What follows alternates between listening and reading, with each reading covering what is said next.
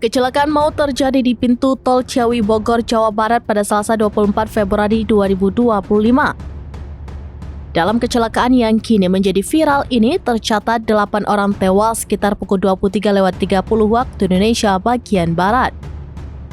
Dikutip dari Tribunnews.com, keterangan ini disampaikan oleh Kasalantas Polres Bogor Kota, Kompol Yudiono.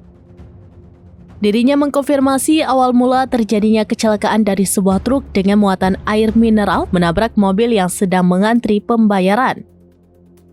Yudiono mengatakan dalam kejadian ini ada 19 orang korban yang terdiri dari 8 orang tewas dan sisanya luka-luka. Diketahui dalam kecelakaan ini menjadi viral setelah beredarnya video momen tersebut. Terlihat beberapa kendaraan rusak berat akibat kecelakaan maut ini yang melibatkan 6 kendaraan. Dalam kejadian ini terlihat pula kobaran api bersumber dari kendaraan yang terlibat dalam kecelakaan. Lebih lanjut, Yudiono mengatakan pasca kecelakaan terjadi, arus lalu lintas kembali normal. Sementara itu, dirinya mengatakan penyebab kepastian dari kecelakaan ini belum dapat dipastikan dan masih dalam penyelidikan tempat kejadian perkara atau TKP.